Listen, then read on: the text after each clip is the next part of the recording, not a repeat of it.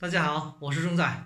今天上午要去一个旅社那里看一台空气冷热水器，旅社的老板反映他这台空气冷热水器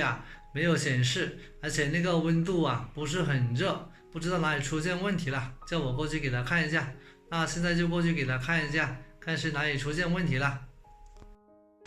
这个就是空气冷热水器的显示屏，这个显示屏就是放在1楼的。现在看得到这个显示屏是没有任何的显示的。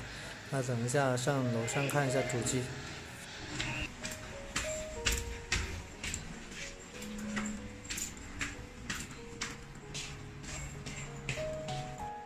这个空气冷热水器的水箱就放在4楼，这个放在一个架子上面，而且现在上面还有很多的管路，应该是分在几个房间用的。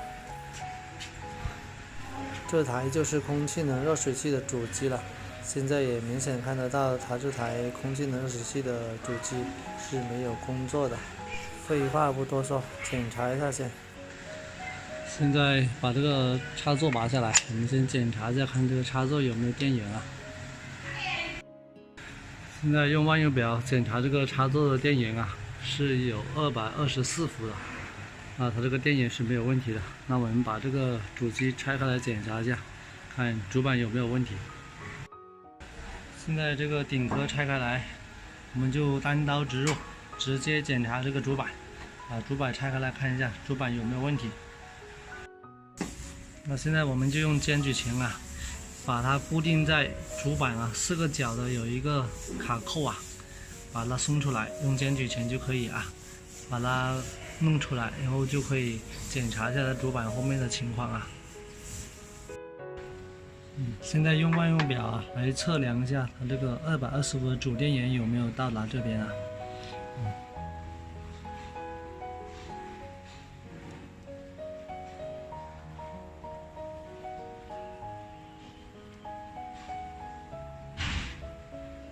它刚才表面有一层蜡，接触不好。现在用力接触上去的话，现在就可以看得到它这个220伏已经到达了那我们再继续检查一下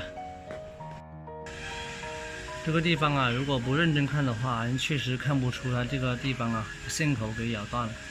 只能认真的看才发现它这个线口这里刚好给老鼠咬断了，而且咬的都挺平的，所以感觉这个地方看不出来所以要认真看才能看出来。那我们先把它接起来，等一下再试一下吧。现在这个线显示屏的线已经接好了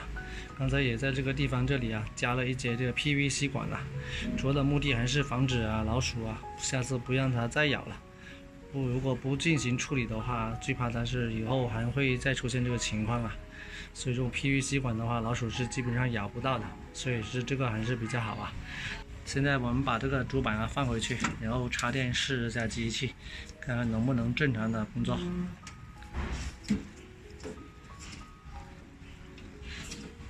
我们现在把这个电源插上去，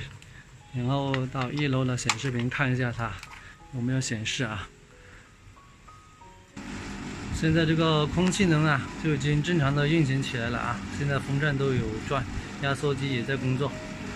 这种情况就基本上没有什么问题了。现在只要把这个顶盖装回去，然后等一下再到显示屏看一下它温度会不会正常上升就可以了。